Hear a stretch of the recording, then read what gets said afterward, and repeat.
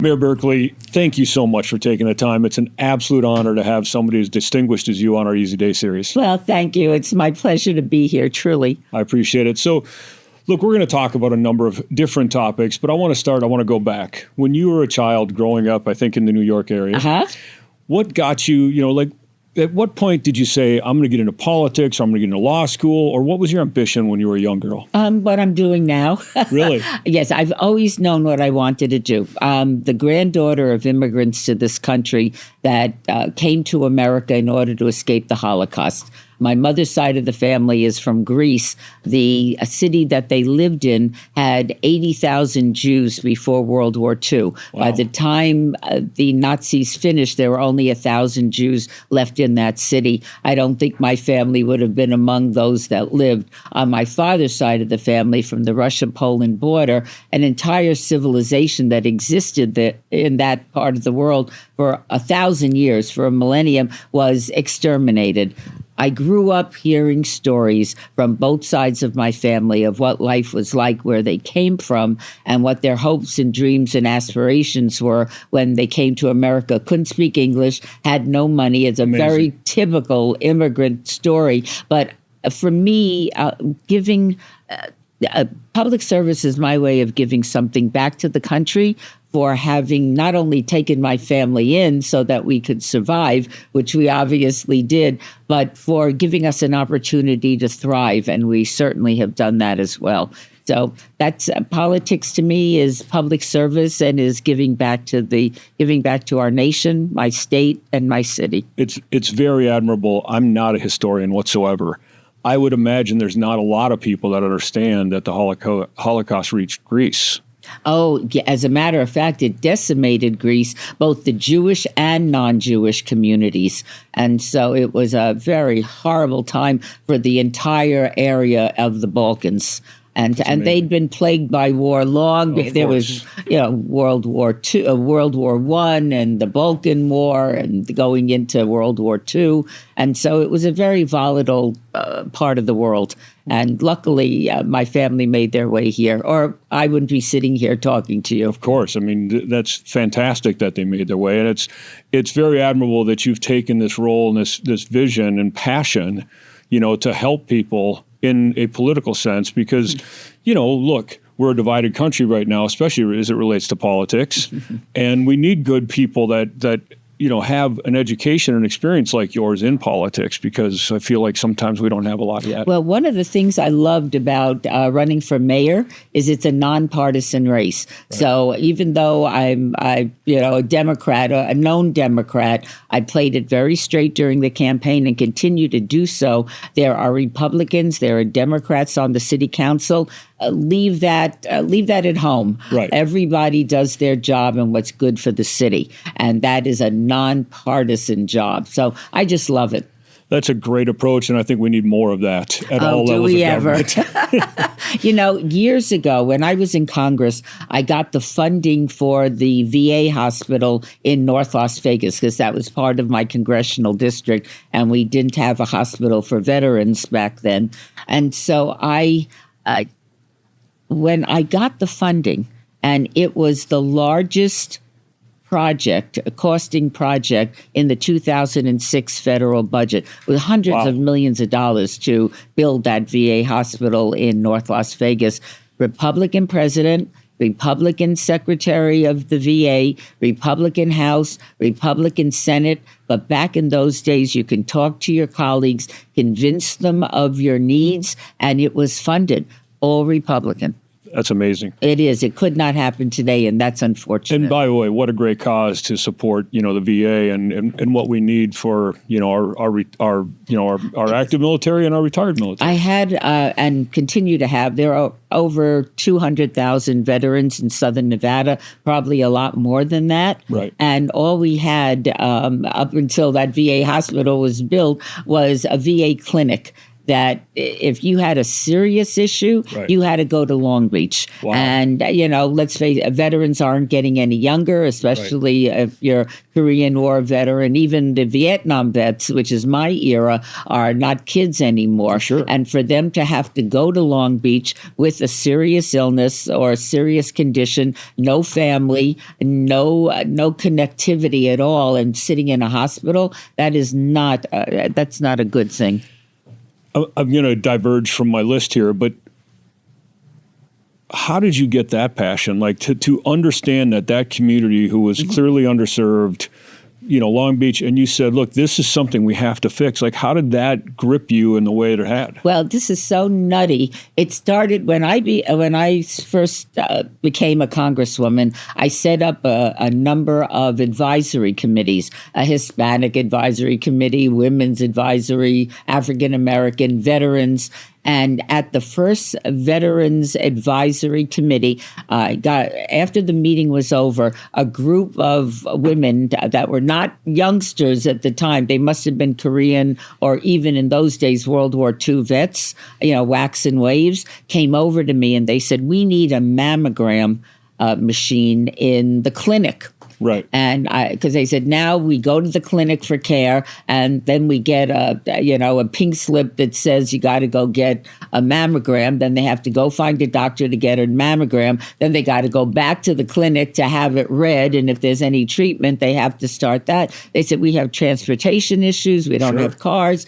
And so I was able to get a mammogram machine. It was cute. It was pink. It was very cute. So we're at the ribbon cutting, and the place is everyone was very excited. There was a mammogram machine in the building, and I made a quip, that next time I'm going to get an MRI machine, and everybody cheered and clapped. Somebody came over to me at that press conference. They said, you need to think bigger.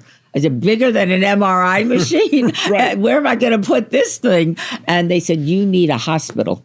Wow. They said, you have 200,000 veterans that call Las Vegas home and they can't get health care that they need. And I started thinking about it, and that was the germ that created the VA hospital. And my entire staff, we became devoted to it. We had the BLM, Department of Interior, transfer the land to the VA. We had the land blessed by the Paiute Indians because it was Paiute Indian land many, many generations ago. Right. And they built the most incredible VA hospital in the heart of North Las Vegas. The public just never understands all of the steps that have to come together for something like that. It took a number of years, and I had a number of veterans getting very, it was going up as quickly as it can go. And, you could build a hotel in Las Vegas, in 18 months, and this is over 2 years.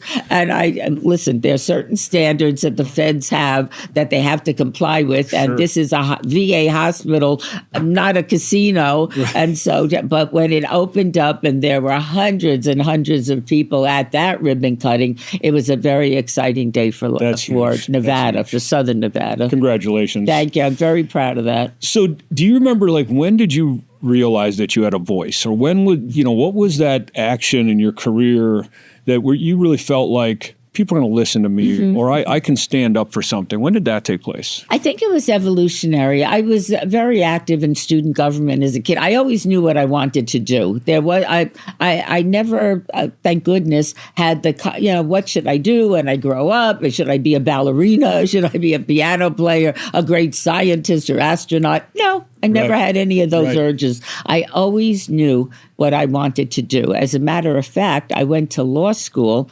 in order to run for office.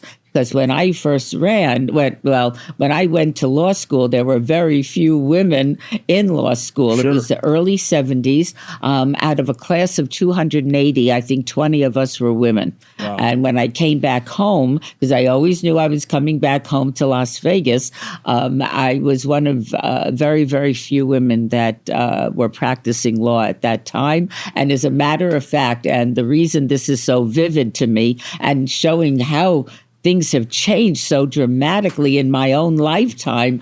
I applied for a job with the Public Defender's Office in Clark County. I was interviewed by a man named Mike Cherry.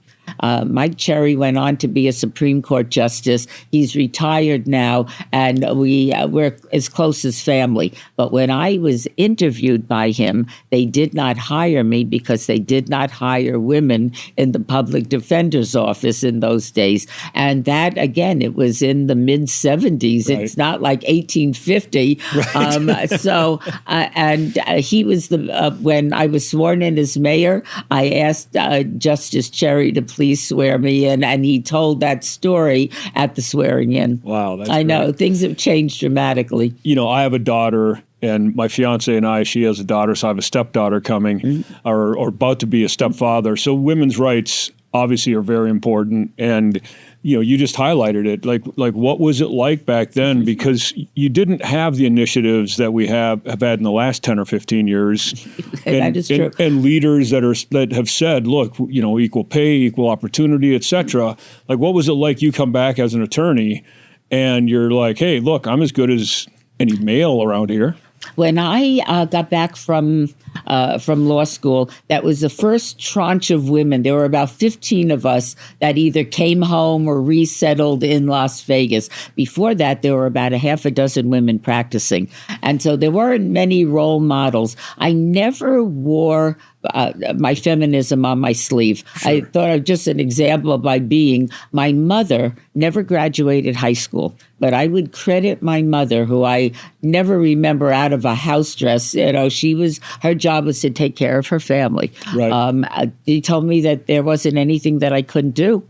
I believed her. She was my mother. Right. And so I just went about my own business, doing what I wanted to do, and never really thought that being a female would hold me back. And obviously didn't. Right. But I think when I started, I was a bit of an anomaly. I didn't think of myself as that, but looking back, I see that I must have been a little unusual. So you always knew that you wanted to get into politics. Yes. You go to law school and, you come back and you start working in law. What part of law did you get into?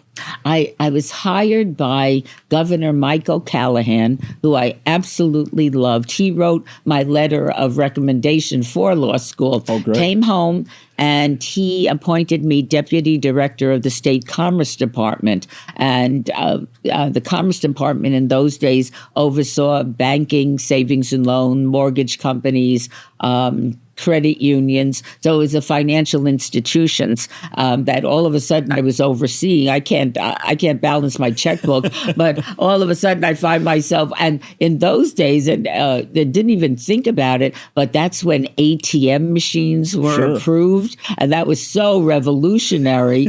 And I remember taking a tour of Nevada State Bank.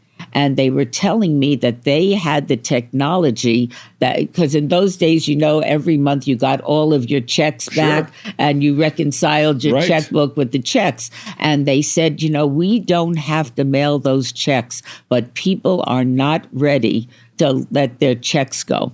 So they kept doing that for a few years after they had the ability, because everything was becoming computerized in those days. Sure. So when I was running, the financial institutions in the state, that's when a lot of revolutionary changes that now we just take for granted, and those and beyond. But in those days, an ATM machine was just, oh my gosh, you don't have to go into the bank.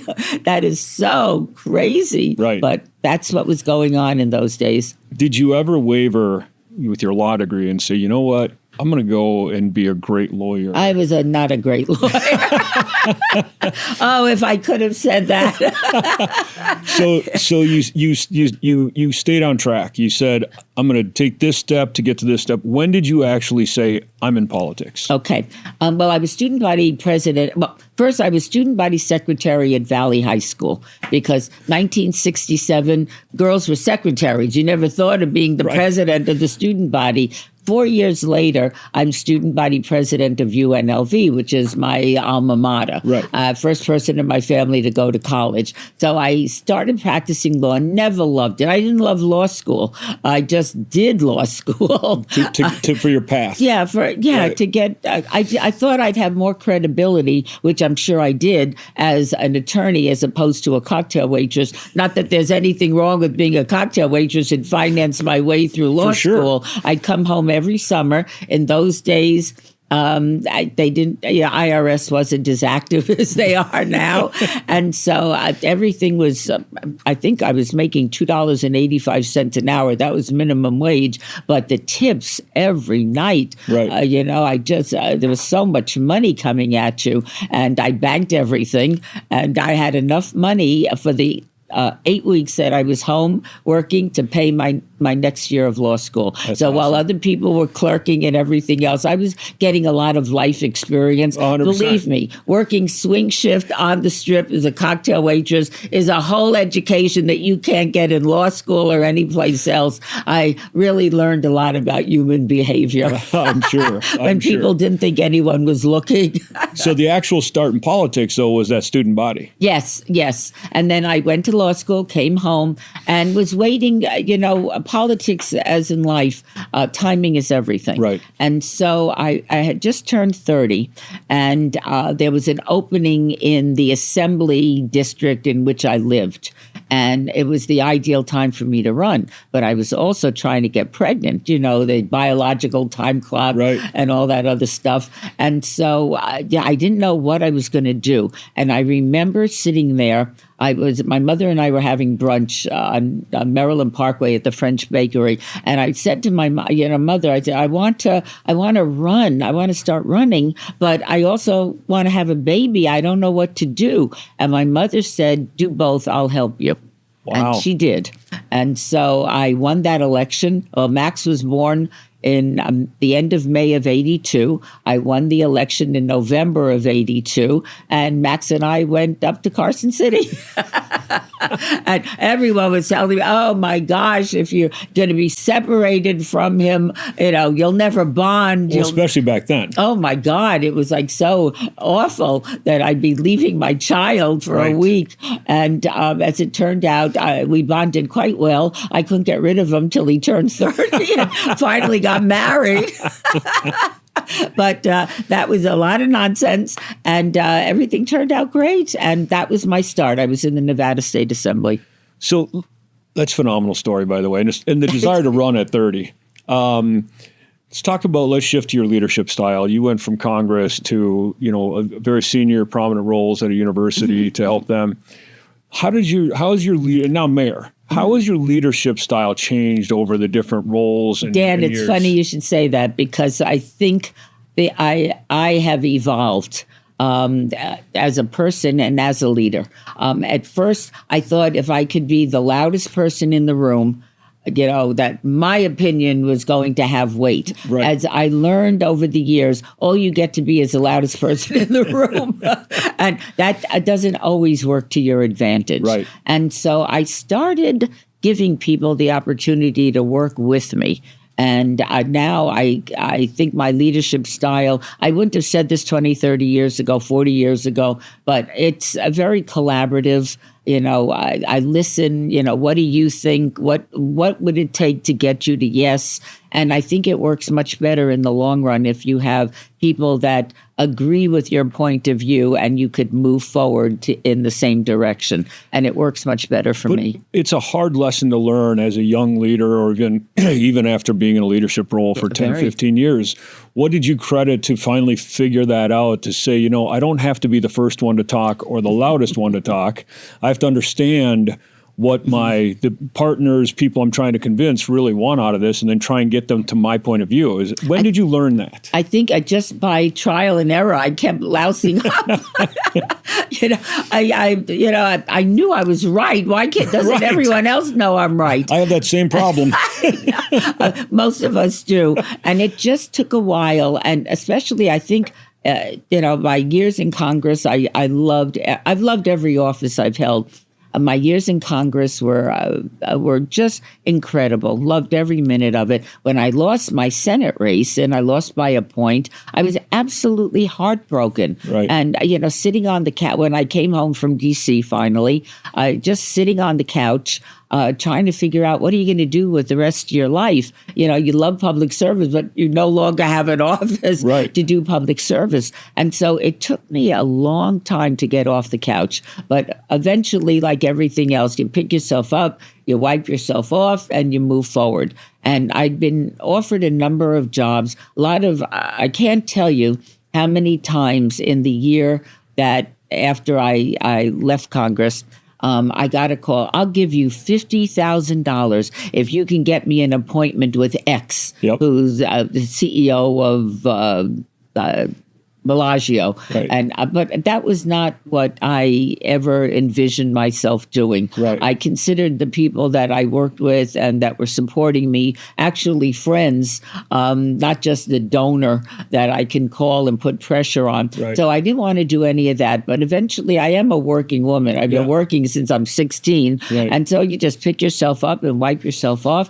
And that's when I got the call from Touro University asking if I'd want to be, the CEO and senior provost of the school. And I told them from the beginning, I said, I have no academic medical background whatsoever. Being married to a doctor doesn't really qualify you to run a medical school. Right. But they were, wanted me to take the job. And 2 weeks after they made the offer, I took the job. And the reason I did is because I had no idea that I could do it. And I thought at my stage in life, when do you get to do something so out of your wheelhouse that you have no idea if you can succeed or not? So I took the job not knowing if I'd last a week, a month, a year. I was there for 9.5 years. Wow. And it was a great experience. And I think I honed my leadership skills at the university because, as you know, academics are very, they're well educated, well opinionated, and trying to get everybody on the same page, I think helped me hone my skills as a politician, which is kind of ironic. Well, I've done some work with some universities, and I would suggest that there's probably as much politics at the university as there is in Congress. Oh, my, yes. I would say that was a very accurate observation on your part. Yeah. They wanted me to renew my contract for another 3 years. And I just kind of said, maybe school's doing great. I don't think there's any more I can do here. And maybe I ought to leave when everyone still likes me. And so I said, let's do a 1-year extension. We'll have a nice, smooth transition to the next leadership team, and then I will gracefully step down. And that's exactly what happened. But somewhere in that year, I started thinking, well, what are you going to do with the rest of your life? I'm healthy. I've got lots of energy. I'd acquired extraordinary knowledge on many issues. And I said, you know what? What do you love the best? I love public service. What's available? Never wanted to go back to D.C. If I never go back to D.C., I'll be perfectly happy. I didn't want to go back up to Carson City. So I said, oh, my God, the mayor. The mayor is termed out. So there's going to be a new mayor. I said, being mayor of my hometown, that's what I want to do. Which was exactly like, I was going to ask you, why mayor? And you just answered it, right? So that's a very interesting transition. So let's talk about Las Vegas and this area. I mean, look, Las Vegas hosts some of the largest events in the world. And there's a lot of events that the public knows a lot about, right? A Super Bowl or a Formula One or Electric Daisy Festival, whatever it is, right? But there's a ton of events that are going on that people don't really know about. Like, our team is here now handling Google Cloud Next at Mandalay Bay. Last week is ISC West. Those are big events that are always happening in the city.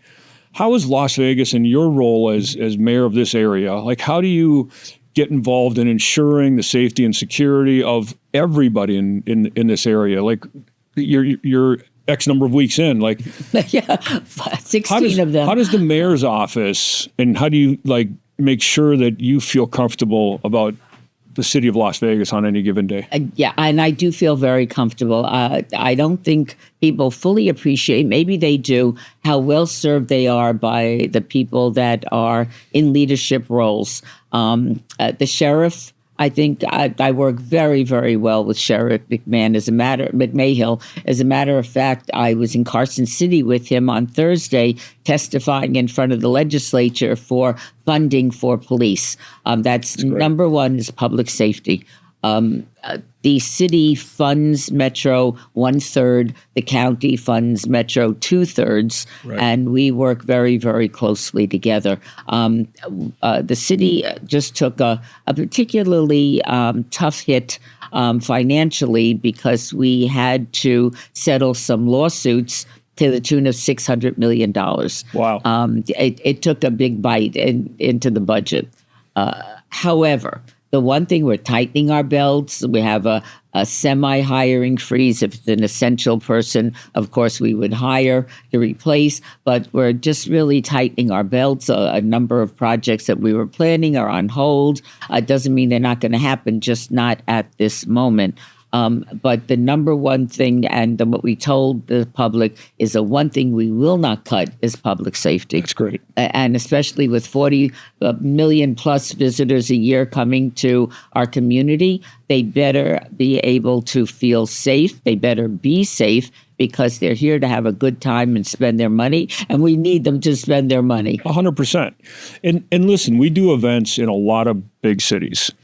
And our experience dealing with Las Vegas Metro and Sheriff McMahill and Chief Dory and Lieutenant Bell, top notch. Yeah, I think so too. What you guys are doing to support that agency so that they have the resources. Because frankly, when we were planning the Formula One, there was a time in our planning process where we were frustrated we couldn't get their attention. And then it turned out, as I looked at their calendar, I'm like, well, no kidding. They got so many other things going on. And last year was huge. Yeah. I mean, so, once their calendar got to a certain point and they turned their attention to us, it was phenomenal. And, we working with Chief Dory and Lieutenant Bell mostly on that event, the support was fantastic. And they know what they're doing. They absolutely know what they're doing. Very professional. That's one event. I've been involved in, Olympic Games and Super Bowls and pick a big event. That's one where I felt the pressure. We're in a wide open area. It's not a stadium that's enclosed and all of that. And Sheriff McMahill and I had these conversations with Chief Dory. There's a ton of risk running an event like that. Oh, yeah. And the support that agency gave to us and managing what we needed to manage, and then our reliance on them to be able to handle everything outside of what a private, event can handle.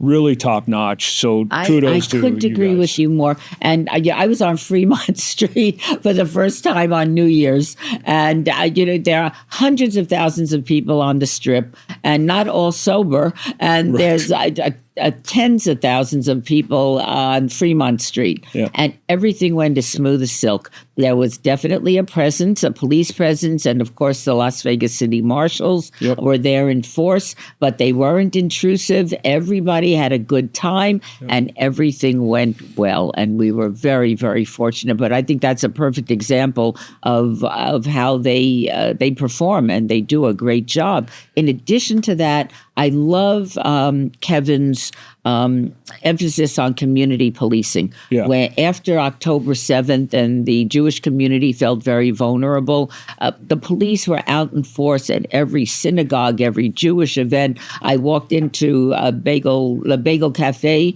and Bagel Mania, and the police were just, they were checking in, to a place where Jews eat. And but then the next month, the next week, I went to a celebration of Ramadan hosted by Metro. Wow. And there's an outreach. I mean, every community, the African-American community, the Hispanic community, the Asian community, they all have a connection with Metro because I share this philosophy. The time to start meeting people and making friends is not in the middle of a crisis. Right. That's when you should be picking up the phone, and people that you've been working with are able to work with you to kind of make the crisis not so serious. And so he does that, and he knows to do it. Look, I mean, you had the incident on New Year's Eve or New Year's Day, I believe New Year's it was. at 10 o'clock. I was sitting on my couch the next morning marveling at how smoothly Right, 'cause when New I Year's got Eve's a the huge phone call, event. there's been a car exploded in front of Trump Tower. Oh, no. Right. So I went down there. And again, Kevin and Metro handled it beautifully. I got to give compliment to all of them, because at the same time, we're dealing with this incident in New Orleans on New Year's Eve. It was like day and night. Unbelievable. And I'll tell you something else, and you probably didn't notice it, but if you watch the press conference in New Orleans, Oh, I did. the elected officials were elbowing each other to get to the microphone. Terrible. And making these veiled threats. I'm watching what they're doing, the usual nonsense. Here, we met ahead of time, right before we went out for the press conference, and Kevin said, look, I can't stop any of you from talking. But if you saw the fiasco in New Orleans, I'm asking you to let me handle this. Right. Along with the FBI, we all looked at each other. Go for it. Right. And I think that was the difference. Yeah, I mean, let the experts handle it. This isn't the opportunity for more votes. Exactly. Yeah. Exactly. You guys did a phenomenal job with it. Thank you. His leadership, and I think Clark County Fire, I forget the chief's name. He came. I mean, it was perfectly done. I actually watched a number of news pieces comparing the two, and they were like, "Look at New Orleans, look at Las Vegas, how blunt they are." Yes. I was very proud of us. We all stood there in solidarity, Sure. but we all kept our mouths shut. Right. In solidarity. But it speaks to how well prepared Las Vegas is, and your support for the agency is huge. Emergencies and crises, this city has been through them. We it have understands had our them. share. It prepares. How does your office get involved, other than helping make sure they get the funding? But what's the mayor's office role? Well, that's funny, because I've been following right before I walked into the studio for most of the day. My communications director at the city, we have a demonstration going on right now against the Trump administration's policies. Sure. And there's about 1,000 people on Main Street right now, and I've been getting updates on I guess every 15 minutes basis that it's growing. I know it was growing. There were about 200 people on Charleston and Maine. Now there's close to 1,000, and they've triangulated that area, moving towards downtown. Everything is peaceful, and everyone is behaving and doing what they can do as American citizens. Sure. Their right to protest and petition the government, but they're all, unless something has happened since I'm sitting here. Right. But this is a Saturday, and I work 7 days a week. Yeah. There's no resting for this. And after I leave here, I'm going home to get dressed for tonight, because there's more events tonight. But it's just something that you do. You monitor it. I'm not going to go down to downtown to the protest, but if anything should happen, I'm ready. Yeah, that's great. I recall even it was the weekend before Formula One, and there was a pro-Palestinian big protest that went up and down the Strip. And again, I just keep singing, Las Vegas Metro Police's praises, because they just had the right amount of presence. Yes, keep it safe, but obviously, people in this country need to be able to have the ability to voice their opinion. It's a right, and so long as it's done peacefully, we have to support it, right? And that's exactly right. And you're always walking a fine line, and you don't want to interfere with people's right to assemble. For sure. That's in the Constitution. For sure. But on the other hand, you don't want any harm or loss of life coming to anybody, loss of property. We deal with them all the time in the different events, and it's stuff that comes up that's outside of the event's control, responsibility, or actions. It just happens, and we have to manage them. And as you know, because that's your business, on occasion you need to have additional security, For sure. private security, just to make sure everything is okay. Yep. But it's not in order to intimidate. It's in order to ensure that everybody has a good time and there's no problems. Yep. So let's move to the main subject of our series is our Easy Day theme, and it's really stems from the Navy SEALs saying that might have been a tough one, but it's an easy day, or we're going to go into a tough one, underarmed, outgunned, easy day, because that's their mantra. I've taken that from what was the toughest day in your career? And share that with me about something you had to go through that was just a real challenge. Well, I will say this, and I'm very fortunate. I've only had the usual type of tragedies. Both my parents have passed, obviously very, very sad. We were close, but that's to be expected. Sure. In my political life, I've won elections. I've lost elections. Winning is much better, I can assure you. But I've learned this, and I think it has helped to keep me on an even keel, especially at this stage of my life. Everything's going to turn out okay, or it's going to unfold the way it's supposed to.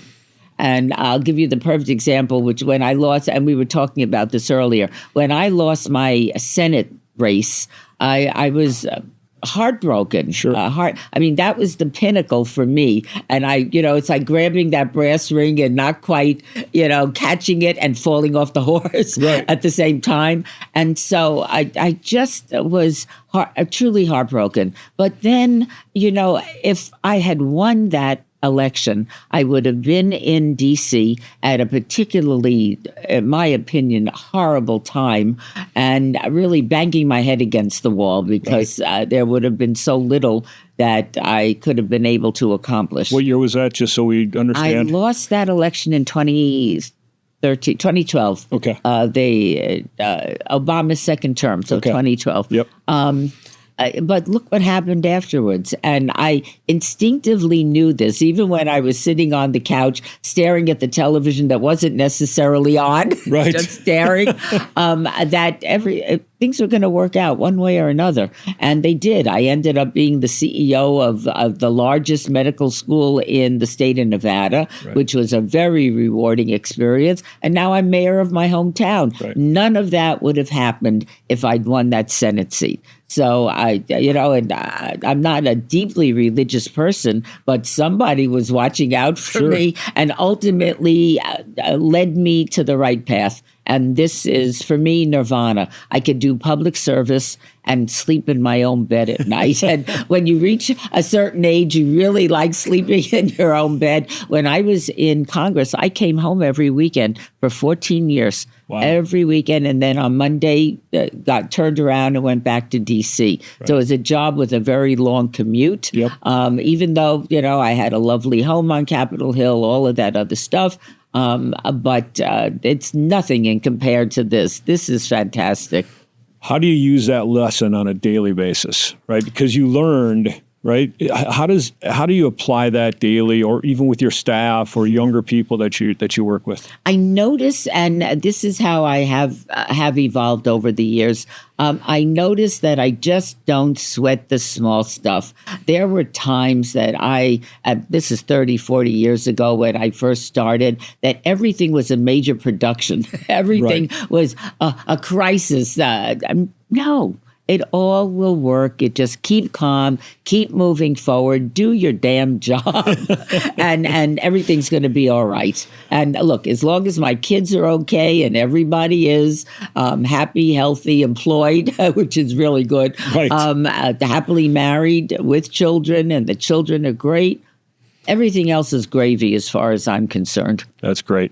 What's one of the misunderstood, subjects of being a mayor in a city like Las Vegas? Like, what is it? Like, most of the public don't know what a mayor does, or what, even the mayor doesn't know what the mayor does. But what's most misunderstood about the job? I'm not sure. Well, I think for myself, and I was obviously involved politically forever, I didn't realize how it raised your profile. I thought I was pretty well known as a congresswoman. There's nothing in comparison to this. I got my nails done this morning at a new place, and I've never been in the salon before, and the lady that was doing my nails knew exactly who I was, and her kids had went to Shelley Berkley Elementary School. No way. And I mean, she knew more about me than I know about myself. And this is just a working person in our community. But I've noticed that my profile has been raised. I am the city's mayor. I'm the mother of Las Vegas. How cool is that? Does that change how you act from day to day? Like that changes your mindset a little bit, no? I was well prepared for this. I think if you come into it not having had any experience, that it might be a bit overwhelming. Sure. But I know people are just, sometimes people are happy if I just walk in. Yeah. And you have to be very cognizant of that. Right. And know that you're making a difference. The simplest thing, I got a call from, I guess I could tell you, I'm trying to frequent all the downtown establishments because I have social media, and that I learned from her how important it was. But things that I do are up on social media. So I did a pub crawl a couple of weeks ago, which is interesting. I don't drink, but I did a pub crawl. So we did 4. I'm reading in the Neon, which is a section of the newspaper that comes out on Friday, the 10 best pubs in downtown Las Vegas. So I said, oh, okay. So my office called up the pubs and we said, would you like the mayor to come and visit? So we did a pub crawl. It was great. In May, we're going to do a restaurant crawl. That's and awesome. I just know that I went to Area 15 about a week ago. We put it up on Facebook, and it's getting so many hits. Oh my gosh. That's awesome. Awesome. It's amazing. But that's my job. I have to promote the city of Las Vegas. For sure. I want all of our businesses to do well. I want our casinos doing well on Fremont Street, and I want our small businesses all over Commerce and Main Street to have some success. And if I can help in a small way by Right. just showing up for dinner, I'm going to do it. It's great. I mean, I think that the public seeing their elected officials and actually interacting is huge, because sometimes it's an arm's length away, and it's not very social. Not in Vegas. Yeah. People have an ownership piece of you. There's no doubt about it. And nobody hesitates to come over to you when you're eating or shopping or getting your nails done. Doesn't matter. Yeah. And I'm okay with that. It's Right. when somebody said to me, oh, that must be awful for you when everyone comes up to you all the time. I said, when they start not coming up to me, that's when it's going to be a really bad day. Well, that's like, I played college sports and coached college sports. When the coach stops yelling at you, that's when you got to start worrying. That's right. You're going to the bench. Right. For younger people that want to lead, especially women, because obviously you've done phenomenally well, especially given the time that you broke into law school and everything else. Like, what's that valuable lesson that you would recommend to that young person that wants to get into leadership? I think they need to just do it. The worst that can happen is what? You lose an election. Right. I lost a few elections and I turned out doing just fine. Right. I think the shame of it, and I'll tell you a story that may explain this better than I'm doing right now. I had a very safe congressional seat. That was one of the most democratic congressional districts in the country. I could have stayed there forever. I was on the Ways and Means Committee, which is the most important committee, and I'm just in a good position. And yet I chose to leave that in order to run for the Senate. Why did I do that? Because if I didn't do it, I would have spent the rest of my life thinking I should have, I could have, I would have, Right. and didn't. That would have bothered me more than having lost that election. Right. Because you could always pick yourself up. But if I hadn't done it, I would have never known if I could have. Wow. And so I think that's just do it. The worst that can happen is doesn't work out. So then you go to plan B. Right. People have, been doing that for forever and ever since mankind began. If you're born in Africa, where we came out of Africa not so good. So what do you start walking Right. into Europe? Exactly. And now if they hadn't done that, they may have all been humanity might have been extinct in Africa. But things weren't going so well, so they went to Plan B. What was Plan B? Always go for it. How long is the mayor term? 4 years. And is there a second term? It seemed like you're having a great time. I'm loving every minute of it. I'm going to play it by ear.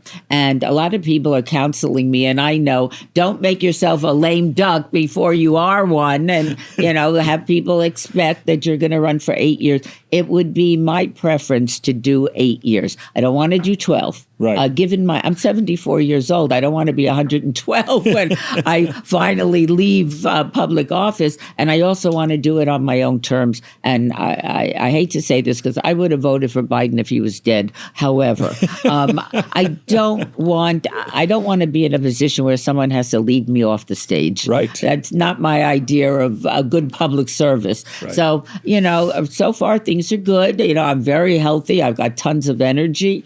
Let me see how I feel a couple of years from now.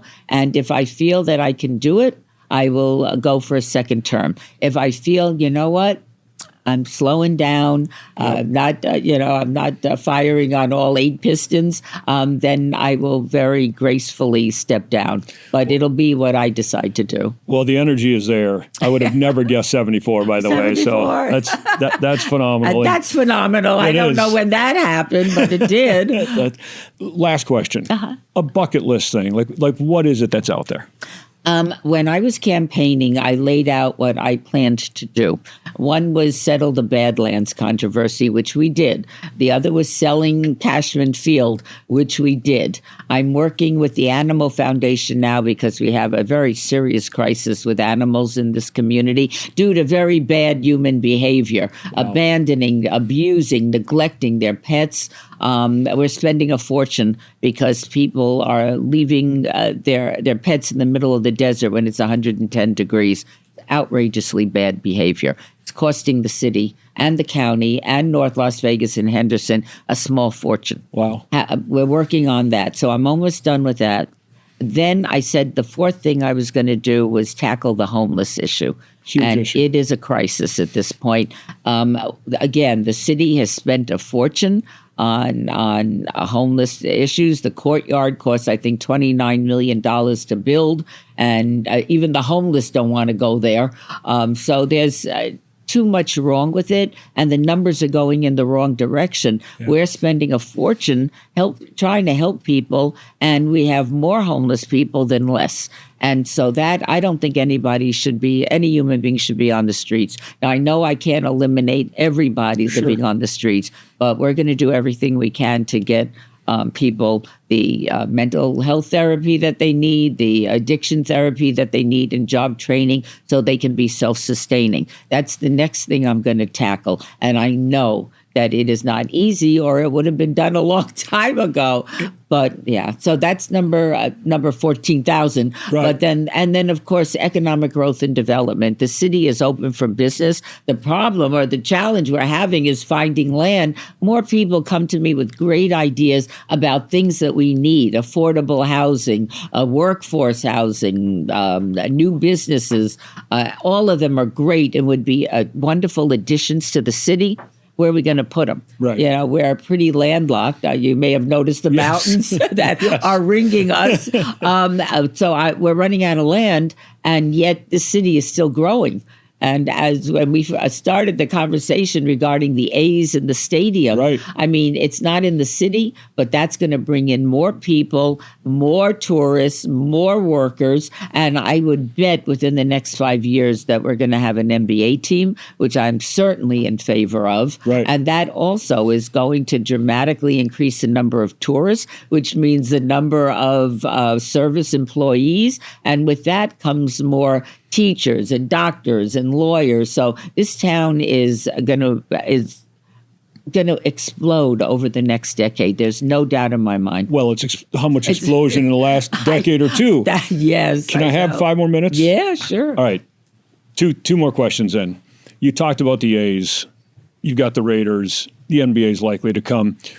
How do you, when you sit in the role that you have today, that economic impact of a Formula One, or now you're bringing more pro sports teams, how do you measure it? How do you get behind it? Because it costs money to do this, right? And it's money that could go elsewhere, frankly.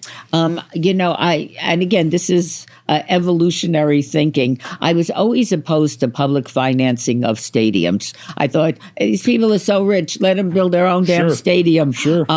I've changed my mind, and it was Allegiant Stadium that did it. I wasn't an outspoken. I was running Touro University. Nobody asked my opinion about financing, public financing of a stadium, but I wasn't keen on it. But once I went to one Raiders game, and that completely turned my thinking around. All of those, there were heads. I mean, it attracted thousands, tens of thousands of people to the valley. Every hotel is filled when the Raiders are playing. That's more employees here, and it really helps the economy. It helps the community. My father was a waiter when I was growing up. On a waiter's salary, he put a roof over our head, food on the table, clothes on our back, 2 daughters through college and me through law school. Not bad on a waiter's salary. For sure. I think it's my job as mayor to make sure that people coming up now have the same opportunities we had. Now, my dad never graduated high school, like my mom, but he made a very good living and was able to take care of his family. Most people, and judging from my own family, they never jealous of the bosses, never, had any resentment. They just wanted a good living and wanted to be able to have 2 cars in the garage and a once a year vacation and being able to provide for their families. That's not asking a whole lot, but it's my job to make sure that our economy is such that people that want to enjoy the success of Las Vegas have that opportunity for themselves. It's a great view to support. And you mentioned Allegiant Stadium. I mean, more than Raiders games, the concerts, but even this event we're running for Google right now, we have a concert at Allegiant Stadium on Thursday night for the attendees. So that building is drawing, events like that, so that there's a place to do that.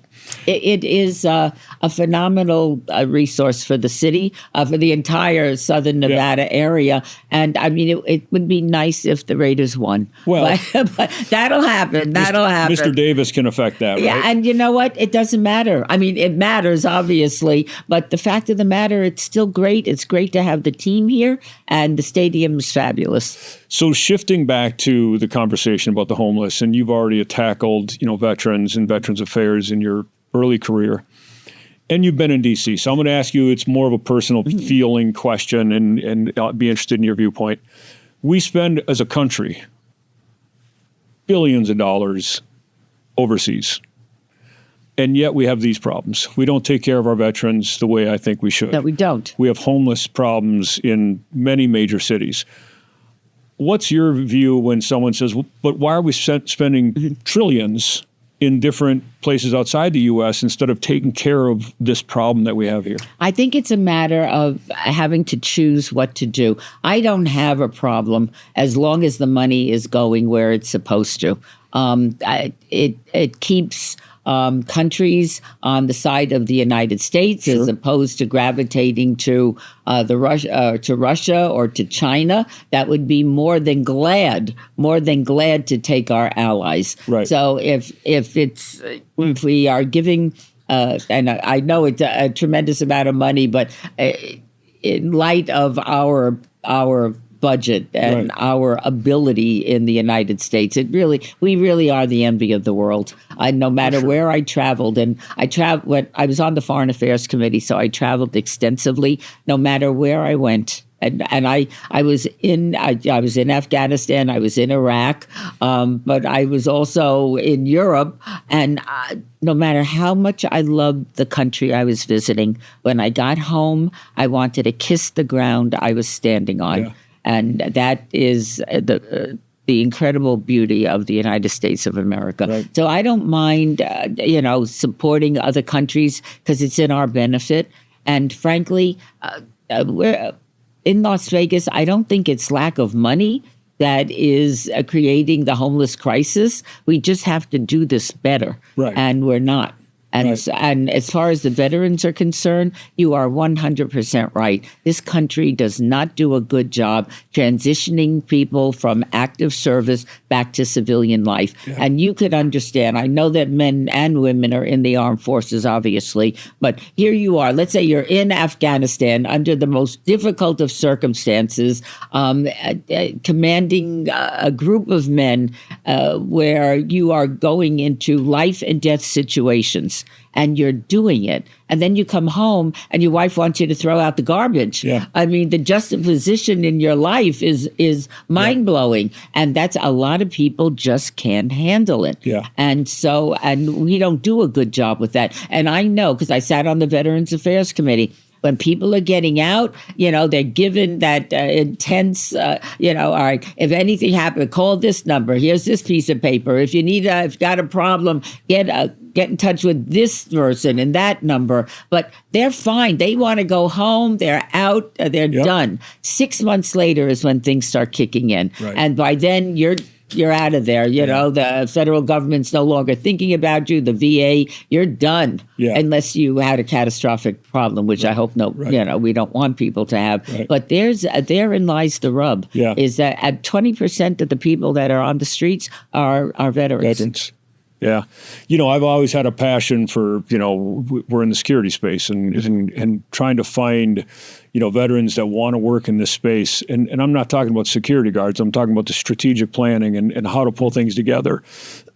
We haven't done a good job finding the right people that, that we could employ and help. I think we can all do a better job providing those opportunities because those are leaders. And they led something with knowledge. different. For sure. The building trades have the same problem. Sure. There's a tremendous shortage of electricians and carpenters and masons and everything that builds this incredible town. And so there's, the helmets to hard hats. Yep.